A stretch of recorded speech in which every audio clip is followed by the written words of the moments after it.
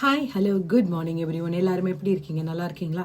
எல்லாருமே ரொம்ப ரொம்ப ரொம்ப மிஸ் பண்ணுறேன். நீங்களும் என்கிட்ட எல்லாரும் வந்து எனக்கு நிறைய மெசேஜஸ் போடுறீங்க. எனக்கு ஆக்சுவலி உங்ககிட்டலாம் ரிப்ளை பண்ண முடியல. ஏன்னா இதை விட்டு வெளியே போகும்போது சம் பிளேஸில் வந்து நெட்ஒர்க் ஒர்க் பண்ணுது, சம் பிளேஸில் வந்து நெட்ஒர்க் வந்து வேலை செய்யலை. ஸோ அதனால் எல்லாருக்கும் என்னால் ரெஸ்பாண்ட் பண்ண முடியல. பட் எல்லாருமே என்னுடைய லைவை மிஸ் பண்ணுறதாகவும், நிறைய பேர் வந்துட்டு என்னுடைய ரிடில்ஸை மிஸ் பண்ணுறதாகவும், என்னுடைய அந்த பாசிட்டிவான ஸ்பீச்சை மிஸ் பண்ணுறதா நிறைய பேர் வந்து எனக்கு வீடியோ போட்டு மெசேஜஸ்லாம் அனுப்புகிறீங்க. And thank you so much. இத்தனை பேர், இத்தனை நல்ல உள்ளங்கள் என்னை தேடுறது குறித்து நான் ரொம்ப ரொம்ப சந்தோஷப்படுறேன். இந்த மாதிரி ஒரு உறவுகள் கிடைக்கிறது கடவுள் எனக்கு கொடுத்த ஒரு பெரிய ஸ்லாகியமாக நினைக்கிறேன். ஏன்னா நான் இத்தனை வருஷம் என்னுடைய வாழ்க்கையில் என் கூட பழகுனவங்களாம் ஏதாவது ஒரு தேவைக்காக ஏதோ ஒன்று நம்ம கிட்டேருந்து கிடைக்கும் அப்படின்றதுக்காகவே வந்துட்டு என்ன சொல்ல ஒரு விதமான ஒரு அன்பை காமிச்சிக்கிட்டு அப்படி இருந்தாங்க. நம்ம அவங்கக்கிட்ட அது செய்யலை அப்படின்னும் போது அந்த உறவுகள் நம்மளை விட்டு ஒதுங்கி போச்சு. ஆனால் எந்த எதிர்பார்ப்பும் இல்லாமல் நான் நல்லா இருக்கேன், நான் சாப்பிட்டேன், நான் என் குழந்தைங்க சாப்பிட்டுச்சா, நான் இருக்கிற இடத்துல சேஃபாக இருக்கீங்களான்னு கேட்குறீங்க பார்த்தீங்களா? அந்த மாதிரி உறவுகளுக்கு நான் ரொம்ப ரொம்ப ரொம்ப நன்றி சொல்கிறேன். அந்த எஸ்பெஷலி சீதாமா, ரொம்ப ரொம்ப ரொம்ப தேங்க்ஸ். உண்மையாகவே நான் 1ஆம் தேதி உங்களுக்காகவே நான் வந்துட்டு வெறும் ஃப்ரூட்ஸ் மட்டும் சாப்பிட்டுட்டு நான் ஃபாஸ்டிங் இருந்தேன். ஏன்னா ரொம்ப சந்தோஷமாக அது உங்களை நான் இது வரைக்கும் பார்த்ததில்ல. உங்களுடைய ஃபோட்டோஸ் தான் பார்த்துருக்கேன். ஆனால் என் மேலே உள்ள அக்கறையில், என் மேலே உள்ள கன்சர்னில் நீங்கள் எனக்காக அவ்வளவு இது பண்ணி போயிட்டு அந்த முருகருக்காக அந்த இது பண்ணியிருக்க மத்சிமான்னு சொல்லும்போது, அந்த குழந்தையும் கூட்டு சொல்லும்பொழுது எனக்கு வார்த்தைகளே வரல. ரொம்ப ரொம்ப நன்றி உங்கள் எல்லாருடைய அன்புக்காகவும். எனக்கு சொல்லும் போதே கண்ணெலாம் கலங்குது. ரொம்ப ரொம்ப ரொம்ப நன்றி. ஏன்னா இத்தனை பேர் என்னை, இவ்வளோ பேர் என்னை நேசிக்கிறீங்கன்னும் பொழுது அதுக்கு சொல்கிறதுக்கு வார்த்தைகள் இல்லை. And love you all and miss you all. இன்னும் 2 நாள் தான் நம்ம எல்லாரும் மறுபடியும் கண்டிப்பாக வீட்டிலேருந்து நான் லைவ் போடுறேன். இன்னும் 2 days தான். 5th நான் வந்துடுவேன். 6th நம்ம லைவ் போடலாம். சரி, இன்றைக்கி நம்ம என்ன பேச போகிறோன்னா, இதே மாதிரி தான் நிறைய உறவுகள் வந்து நம்மக்கிட்ட தேவை இருக்கும்பொழுது பழகிட்டு, நம்மக்கிட்ட இருக்கிற என்ன சொல்ல அந்த எதிர்பார்ப்புக்கிட்ட பழகிட்டு நம்ம அதை செய்யலைன்னா நம்மளை தூக்கி போட்டுட்டு சில உறவுகள் போயிடும் இல்லையா? அந்த மாதிரி உள்ள உறவுகளை பற்றி தான் இன்றைக்கி பேச போகிறோம். வீடியோக்குள்ளே போகலாம். உங்களுக்கு பிடிச்சிருந்தா கமெண்ட்ஸ் போடுங்க, லைக் பண்ணுங்கள் அண்ட் சப்ஸ்கிரைப் பண்ணுங்கள். ஓகே, கூடிய சீக்கிரம் விட நம்ம நல்ல விஷயங்கள் பேசுகிறோம் இல்லையா? ஸோ நல்ல ரீச் ஆகணும். எல்லாருக்கும் தெரியுமேனா நல்லது பேசுகிறவங்களும் நல்லது செய்கிறவங்களும் இந்த உலகத்தில் வாழ முடியுன்றதும் மற்றவங்களுக்கு தெரியணும். சரியா? அது உங்கள் கையில் தான் இருக்குது. வீடியோக்குள்ளே போகலாம். உங்ககிட்ட ஒரு சின்ன கேள்வி. ராத்திரி தூங்கும்பொழுது என்னைக்காவது வந்துட்டு நீங்கள் தலைகாணியை கட்டி பிடிச்சிட்டு அழுதுருக்கீங்களா? ஏன் கடவுளே, நான் யாருக்கும் எந்த கெடுதலும் பண்ணலை, யார் மனசையும் புண்படுத்தலை, எனக்கு மட்டும் எப்படி இவ்வளோ சோதனை? ஏன் என்னை சுற்றி இருக்கிறவங்க எல்லாம் இவ்வளவு வந்துட்டு கேவலமாக ட்ரீட் பண்ணுறாங்கன்னு சொல்லி அழுதுருக்கீங்களா? கண்டிப்பாக எல்லாரும் அழுதுருப்போம். எல்லாருக்குள்ளேயும் அந்த ஒரு லைனை நம்ம கிராஸ் பண்ணியிருப்போம். நம்ம ஆஃபீஸில், நம்ம சொந்தக்காரங்க மனசு, ரிலேட்டிவ் முன்னாடி, நம்முடைய வீட்டில் நம்ம ஒரு டம்மி பீஸு, நம்மளை யாருமே மதிக்க மாட்டாங்க, நம்ம சொல்கிற வார்த்தைகளை யாரும் கேட்க மாட்டாங்க, நம்ம சொல்கிற விஷயங்களை காது கொடுத்து யாருமே கேட்க மாட்டாங்க. இதெல்லாம் நடக்குதுன்னா இதுக்கு ஒரு முக்கியமான உண்மை என்ன தெரியுமா? பிரச்சனை வந்து உலகம் கிடையாது, பிரச்சனை வந்து நம்ம தான். கேட்கும்போது ஒரு டிஃப்ரெண்ட்டாக இருக்குல்ல, நம்ம என்ன தப்பு பண்ணோம் அப்படின்னு நமக்குள்ள ஒரு கொஸ்டின் எழும்புது இல்லையா? நம்ம தப்பு என்ன தெரியுமா? நம்ம நல்லவங்கன்னு என்ன சொல்கிறோம், நல்லவங்க அப்படின்னு மற்றவங்க முன்னாடி வாழணுன்றதுக்காக ஒரு முட்டாள் மாதிரி நம்ம வாழ்ந்துட்டுருக்கோம். இந்த உலகம் வந்து எப்படின்னா ஒரு ஃபாரஸ்ட் மாதிரி. இங்கே நிறையா சிங்கம், புலி, ஆடு எல்லாமே இருக்குது. நம்ம எப்படி இருக்கோம்? ஒரு ஆடாக இருக்கும். ஏன் வந்து சிங்கம் வந்து என்னை கடிக்குது, ஏன் வந்து புலி வந்து என்னை கொல்லுது அப்படின்னு சொல்லி நம்ம யோசிச்சுட்டே இருந்துட்டு, இது வந்து நியாயமா, நான் ரொம்ப நல்லவனாச்சே, எனக்கே எப்படி அப்படின்றது. சிங்கத்தோட வேலை என்ன? கடிக்கிறது தான். நரியோட வேலை என்ன? ஏமாத்துறது தான். அப்போ நம்ம என்ன பண்ணணும்? நம்ம வந்து எப்போவுமே ஒரு சிங்கமாக இருக்கணும். ஒன்று அந்த சிங்கத்துக்கு தண்ணி காட்டுற ஒரு வந்து என்ன சொல்ல ஒரு அந்த ஹண்ட் பண்ணுற ஹண்டராக நம்ம மாறணும். நம்ம நிறைய பேர் இப்படி தான் இருப்போம். நம்மளை சுற்றி இருக்கிறவங்கெல்லாம் ரொம்ப நம்மளை நல்லவங்கன்னு சொல்லுவாங்க. அப்புறம் ரொம்ப தங்கமானவங்க. ஒரு நாள் அந்த தங்கத்தை உருக்கி அவங்க விற்று காசு பார்த்துட்டு இருப்பாங்க. நம்ம வந்துட்டு சிலவங்க பார்த்திங்கன்னா நம்ம கூட ரொம்ப ஃப்ரெண்ட்ஸாக இருப்பாங்க, அது நம்ம கூட பிறந்தவங்க மாதிரி இருப்பாங்க. நம்ம தட்டிலே சாப்பிட்டவங்க நமக்கு தெரியாமல் இன்செக்ட்ஸ் மாதிரி நம்ம உடம்புல உள்ள பிளட்டெல்லாம் உறிஞ்சிட்டு இருப்பாங்க. நம்ம அவங்களுக்கு பணம் கொடுத்துருப்போம், நம்ம டைமை ஸ்பெண்ட் பண்ணியிருப்போம், நம்மளுடைய உழைப்பை கூட அவங்களுக்கு கொடுத்துருப்போம். கடைசியில் நமக்கு என்ன கிடைச்சிருக்கோம்? நேமு நம்ம துரோகம். அவங்க நமக்கு பண்ண கிஃப்ட் வந்து துரோகம் தான். 10 பேர் முன்னாடி நம்மளை என்ன சொல்லுவாங்க? இவளுக்கு ஒன்றுமே தெரியாது, இவ ஒரு லூஸு, இவளுக்கு எதுவுமே தெரியாது அப்படின்னு சொல்லி நம்மளை சிரிப்பாங்க. அப்போ நம்ம நெஞ்சு எப்படி இருக்கும்? ஒரு கத்தியை வச்சு குத்தி கீறுற மாதிரி நமக்கு வலிக்கும் இல்லையா? நம்ம வந்து ஒரே ஒரு ரகசியம் மட்டும் நம்ம மண்டையில உரைக்கணும். என்ன தெரியுமா? பாம்பு விஷம் இல்லாத பாம்பாக இருந்தாலும் அது டைம் வரும்போது கண்டிப்பாக அது வந்து கொத்துற மாதிரி சீரணும். அந்த மாதிரி பண்ணணும்னு வச்சுக்கோங்களேன், அந்த பாம்பு கூட மதிப்பு இருக்காது. அது அப்போ நம்ம நிறைய பேர் என்ன நினைக்கணும் தெரியுமா, நான் வந்து ஒரு நெருப்பு, என்னை யார் தொட்டாலும் சுடணும் அப்படின்றத நம்ம யோசிக்கணும். நம்ம எப்போவுமே எல்லாருக்கும் எவ்ரி திங் கிராண்டட்னு சொல்கிற மாதிரி இருக்கக்கூடாது, புரியுதா? இந்த மாதிரி ஒரு உறவுகள், அது யாராக இருக்கட்டும், சொந்தக்காரங்களாக இருக்கட்டும், ஃப்ரெண்ட்ஸாக இருக்கட்டும், இல்லை ஆஃபீஸில் இருக்க கொலீக்ஸாக இருக்கட்டும், யாராக இருந்தாலும் சரி அவாய்ட் பண்ணிடணும். நான் இப்போ இந்த வீடியோவில் உங்களுக்கு ஒரு சில டிப்ஸ் சொல்கிறேன், நீங்கள் அதை கேட்டுக்கோங்க. அதில் உங்களுக்கு ஏதானும் மாறுபட்ட கருத்து இருந்துச்சுன்னா நீங்கள் தாராளம் உங்கள் கமெண்டில் வந்து சொல்லுங்கள், புரியுதுங்களா? முதல்ல வந்து என்னென்னா, நம்ம வந்து ரொம்ப அடிக்கடி என்ன யோசிச்சுட்டு இருக்கோம்னா, என்ன சொல்கிறது, ஒரு மாதிரி ஸ்வீட்டாக இருந்துட்டு ஸ்வீட்டாக பேசுவாங்க, பட் அவங்க அவ்வளோ பாய்சனஸ் ஆனவங்க. அவங்கள நம்ம டெய்லி லைஃப்பில் பார்ப்போம், பட் அவங்க ரொம்ப டேஞ்சரஸ் ஆனவங்க. அவங்க முகத்தில் எப்போவுமே ஒரு ஸ்மைல் இருக்கும், ஆனால் நாக்கில் பொய் இருக்கும். என்ன சொல்லணும்னா, ஒரு ஃப்ரெண்டை ஒரு எக்ஸாம்பிளுக்கு சொல்லலாம், நம்ம வந்துட்டு நாளைக்கு கண்டிப்பாக நான் பணத்தை தந்துடுறேன்னு சொல்லுவாங்க. நம்மளும் அவங்கள நம்புகிறோம். நம்ம மறுநாள் ஃபோன் பண்ணி ஸ்விட்ச் ஆஃப் ஆகிடும் ஃபோனு. நேரில் பார்க்கும்போது, ஐயோ நான் இப்போ தான் கொடுக்கலான் இருந்தேன்டா, என் பாட்டிக்கு உடம்பு சரியில்லாமல் போச்சு, இல்லை வேற ஒரு ஒர்க்கில் இருந்து மறந்து போச்சுது அப்படின்னு சொல்லுவாங்க.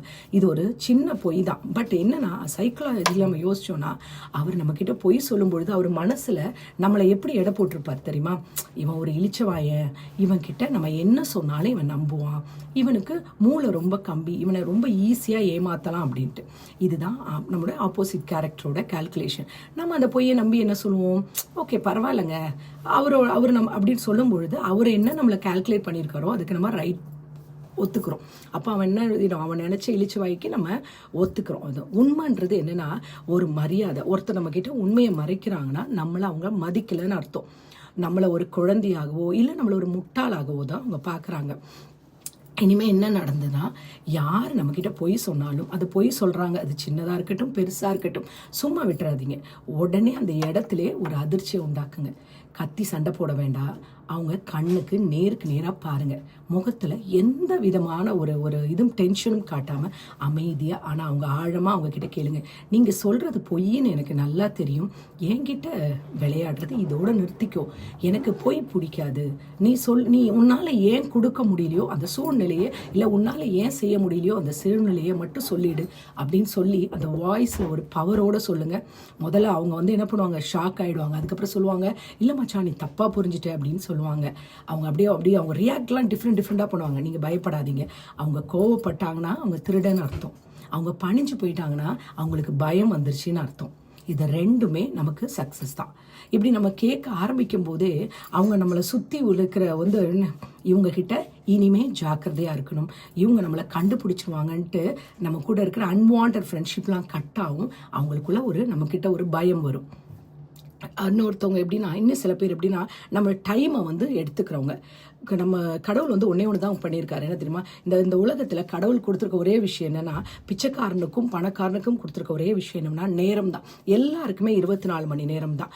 நம்ம வாழ்க்கையில் சில விஷயங்கள் வந்து எப்படின்னா, நம்மளுக்கு பேர் வந்து நம்முடைய அன்புன்ற பேரில் நம்மக்கிட்ட வந்து நம்மளுடைய டைமை வந்து அவங்க எடுத்துப்பாங்க. நாளைக்கு 10 மணிக்கு வந்துரு, நான் வந்துடுறேன்னு சொல்லுவாங்க. நம்மளும் அதை நம்பிட்டு 9:50க்கெலாம் போய் நம்ம ரெடியாகி போய் அங்கே நின்றுட்டுருப்போம். பட் 10 ஆகிடும், 10:30 ஆகிடும், 11 ஆகிடும். ஆனால் அவங்க வரவே மாட்டாங்க. ரொம்ப ஃபோன் எடுத்தாலும் இதோ வந்துட்டே இருக்கேன்னு ரொம்ப கேஷுவலாக சொல்லுவாங்க, டிராஃபிக்கில் இருக்கேன்னு. பட் 11:30க்கு சாதாரணமாக வந்து நின்றுட்டு ஒரு சாரியோட கேட்க மாட்டாங்க, வா போகலான்னு கூப்பிடுவாங்க. நம்மளும் என்ன பண்ணுவோம், ஓகே சொல்லிட்டு அவங்க கூட போவோம். இனிமேல் அப்படி பண்ணாதீங்க. இனிமேல் யார் இந்த மாதிரி பண்ணாலும் அவங்க நம்மளுடைய 1 hour வந்து வேஸ்ட் ஆக்குனது மட்டும் இல்லாமல் அவங்க என்ன பண்ணியிருக்காங்க தெரியுமா, நம்மளை ஒரு என்ன சொல்ல, ஒரு சாதாரண ஒரு யூஸ்லெஸ் ஒரு திங்ஸாக நினச்சிருக்காங்க. இவன் நம்மளுக்காக காத்திருக்கணும், அதாவது நான் ஒரு கிங், இவன் என்னோட ஸ்லேவ், நான் எப்போ வரணும் அப்போ தான் இவன் நகரணுன்ற மாதிரி அவனோட ஒரு மைண்ட் செட் ஆகிடும். நம்ம காத்திருக்கிற ஒவ்வொரு நிமிஷமும் நம்மளுடைய செல்ஃப் ரெஸ்பெக்டை கொஞ்சம் கொஞ்சமாக நம்ம இழந்துட்டுருக்கோம். இனிமேல் ஒரு நமக்குள்ள ஒரு லைன் போட்டுக்கோங்க, என்னுடைய டைம் வந்து ஒரு டைமண்ட் மாதிரி. யாராவது வந்து நமக்கு ஒரு விஷயத்த சொல்லிட்டு இது செய்கிறேன்னு சொல்லிட்டு இந்த டைம்குள்ளே செய்யலையா, அதுக்கு மீறி நீங்கள் அதுக்காக காத்திருக்காதீங்க. அதை விட்டுட்டு அதுக்காக நீங்கள் ஃபோன் பண்ணி மெசேஜ் பண்ணி எப்போ வரேன் அப்படிலாம் கேட்காம நீங்கள் பாட்டுக்கு உங்கள் வேலையை பாருங்கள், புரியுதுங்களா? இந்த மாதிரி நீங்கள் தொடர்ந்து பண்ணும் பொழுது என்ன ஆகிடும், ஓகே அடுத்த தடவை நீங்கள் சொல்லும் பொழுது அவங்க உங்களுக்கு முன்னாடியே வந்து நிற்பாங்க. இனிமேல் அவங்க கால் பண்ணி என்னன்னு கேட்டால் நீங்கள் வந்து சொல்லுங்கள், நான் உனக்கு முன்னாடி கிளம்பிட்டேன், இனிமேல் எனக்கு காத்துட்டு இருக்க முடியாது, எனக்கு அந்த டைம் இல்லைன்னு சொல்லுங்கள். அவங்களே என்ன பண்ணுவாங்க, பயந்துருவாங்க. பயந்து அவங்ககிட்ட கேட்பாங்க, நீ என்ன அவ்வளோ பெரிய ஆளான்னு கேட்பாங்க. ஆனால் நெக்ஸ்ட் டைம் அவங்க உங்களுக்கு முன்னாடி வந்துட்டு உங்களுக்கு முன்னாடி வந்து நின்றுட்டு இருப்பாங்க. ஏன்னா உங்களுடைய தேவை அவங்களுக்கு முக்கியமானதாக இருக்கும். இனிமேல் அவன் டைம் வேஸ்ட் பண்ணால் இவனை பிடிக்க முடியாதுன்றது அவங்க புரிஞ்சுப்பாங்க. நம்ம நேரத்துக்கு நம்ம மரியாதை கொடுத்தா தான் ஊர் வந்து நம்மளை மதிக்கும். மூணாவது வந்துட்டு சிரிச்சுட்டே கழுத்த இருப்பாங்க, பார்த்துருக்கீங்களா? இது மாதிரி ஆட்கள்லாம் ரொம்ப வந்து தந்திரமான ஆள். இவங்கெல்லாம் கூட்டமாக ஃப்ரெண்ட்ஸாக இருப்பாங்க. திடீர்னு வந்து என்ன சொல்லுவாங்க, என்ன வச்சா அந்த சட்டை பழைய மாதிரி இருக்கே அப்படின்னு நம்மளை கிண்டல் பண்ணுவான்.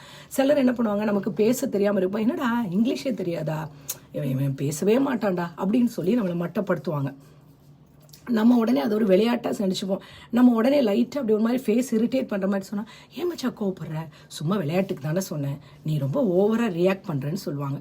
இதை கேட்ட உடனே நம்ம என்ன பண்ணுவோம், என்னடா இது, ஓகே இவன் விளையாட்டுக்கு தான் சொல்லியிருப்போம் போல், நம்ம தான் தப்பாக எடுத்துகிட்டு போனோம்னு யோசிப்பாங்க. அங்கே தான் நம்ம தப்பு பண்ணுறோம், புரியுதுங்களே? இது வந்து விளையாட்டு கிடையாது, இது வந்து ஒரு என்ன சொல்ற மைண்ட் பிளே. இது வந்து எப்படின்னா, அவன் சிரிக்கிறதுக்காக நம்ம பயன்படுத்தலை. அவன் அந்த இடத்துல அவன் ரொம்ப ஹையானவன், நான் ரொம்ப படித்தவன் அப்படின்னு சொல்லி 4 பேர் முன்னாடி நம்மளை முட்டாளாக்கிட்டு அவன் அறிவுள்ளவனாக அமைச்சிருக்கான். இதை நம்மளை அனுபவிச்சோன்னு வச்சுக்கோங்க, நாளைக்கு நம்மளுடைய ஆஃபீஸில், சொந்தக்காரங்க முன்னாடி, இல்லை நம்மளுடைய வீட்டில் யார் வேணாலும் இந்த மாதிரி பண்ணலாம். ஸோ இந்த மாதிரி ஆட்களை அலோவ் பண்ணாதீங்க, அந்த என்டர்டெயின் பண்ணாதீங்க. அப்போது நமக்கு இருக்கிற வந்துட்டு ஒரு கான்ஃபிடென்ட், செல்ஃப் கான்ஃபிடென்ட் அங்கே நமக்கு சுக்கு நூறாக உடஞ்சி போயிடும் இல்லையா? இனிமேல் யாராவது நமக்கு இது மாதிரி பண்ணுறாங்கன்னா, இனிமேல் நீங்கள் ஃபேஸ் டு ஃபேஸ் சொல்லுங்கள், நிதானமாக பொறுமையாக சொல்லுங்கள். என்ன சொன்ன, எனக்கு நீ சொன்னது புரியலை, இன்னொரு தடவை சொல்லு அப்படின்னு சொல்லும்பொழுது அவன் நம்மளை பார்ப்பேன். ஒரு ஜோக்கை திரும்ப சொன்னால் அது சிரிப்பாக இருக்காதுன்றது அசிங்கமாக இருக்கும். அப்போ அவன் ஏதோ சொல்ல வரும்பொழுது நீங்கள் அவங்ககிட்ட ஷார்ப்பாக சொல்லுங்கள், அது அவனோ அவளோ, இனிமே நீங்கள் இந்த மாதிரி பேசுறது எனக்கு பிடிக்கல, இது ஜோக் இல்லை, இது அநாகரிகம், இந்த மாதிரி இந்த விஷயங்களை வச்சுக்காதீங்கன்னு டக்குன்னு மூஞ்சில் அடிக்கிற மாதிரி சொல்லுங்கள். இது கணவராக இருக்கலாம், மனைவியாக இருக்கலாம், இல்லை ஒர்க் பண்ணுற இடத்துல இருக்கலாம், எங்கே இருந்தாலும் இது ஃபேஸ் டு ஃபேஸ் சொல்லுங்கள். இனிமேல் நம்மளை பார்க்குறவங்க பார்வையில் ஏளனமாக இருக்க மாட்டாங்க, ஒரு பயம் கலந்த மரியாதையாக இருக்கும். அன்னைக்கு நம்ம போடுற லைன் தான், அதுதான் ஒரு லைன், மறந்துடாதீங்க. 4வது எப்படின்னா, இது பேரசைட்னு சொல்லுவாங்க, அது தமிழில் என்ன சொல்லுவாங்கன்னு தெரியல. பேரசைட்னா நம்ம கூடயே ஒட்டிகிட்டே இருப்பாங்க. இவங்க எப்போ வருவாங்க தெரியுமா, அவங்களுக்கு தேவை இருக்கும் போது மட்டும்தான் நம்மகிட்ட வருவாங்க, புரியுதா? கொஞ்சம் பணம் வேணும், இல்லை நம்மளுடைய டைம் வேணும், இல்லை நம்ம பைக் வேணும், இல்லை நம்மளுடைய கணவர், வீட்டில் கூட பார்த்தீங்கன்னா நம்ம கணவரோ மனைவியோ அவங்களுக்கு ரொம்ப இம்பார்ட்டன்ட் தேவை இருக்கும், நம்மளை ப்ளீஸிங் பண்ணிடுவாங்க. நம்மளும் நம்மளுடைய ஒர்க்கை விட்டுட்டு அவங்களுக்காக போய் நம்ம எல்லாமே போய் செய்வோம் இல்லையா? ஆனால் அவங்க வந்து நமக்கு ஒரு தேவை, நமக்கு ஒரு வரும்பொழுது நம்மளை கண்டுக்கவே மாட்டாங்க. சம்டைம்ஸ் நம்ம வீட்டில் ஒரு மாதிரி டயர்டாக இருப்போம், நம்ம ஹஸ்பண்டோ நம்ம ஒய்ஃபோ நம்மளை கண்டுக்க மாட்டாங்க. ஆர் நம்ம ஃப்ரெண்ட்ஸோ சரி, நம்ம ஏதாவது ஒன்று போய் கேட்டால் கூட உடனே அவங்க வந்து நமக்கு ரெஸ்பெக்ட் பண்ண மாட்டாங்க. ஈவன் ஃப்ரெண்ட்ஸோட என்ன சொல்லுவாங்க, நம்ம ஃபோனை எடுக்க மாட்டாங்க, இல்லைனா எனக்கு வெளியில் வந்து வேலை இருக்குது அப்படின்னு சொல்லுவாங்க. இதுக்கு பேர் வந்து என்ன சொல்கிறது, இது வந்து ஒரு மாதிரி பகல் கொள்ளை.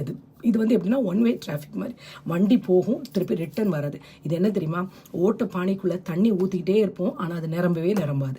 நம்மளுடைய எனர்ஜி, நம்மளுடைய பணம் எல்லாத்தையும் இவங்க வந்து உறிஞ்சி எடுத்துருவாங்க. இந்த மாதிரி ஆட்களை நீங்கள் உங்கள் லைஃப்பில் எந்த நேரமும் எடுத்துக்காதீங்க. இன்றைக்கி ஒரு முடிவு எடுத்துருங்க, ஒரு வாரம், ஒரே ஒரு வாரம் இல்லை, இவங்க இந்த மாதிரி ஆட்களுக்கு நீங்கள் மெசேஜ் பண்ணாதீங்க, காண்டாக்ட் பண்ணாதீங்க.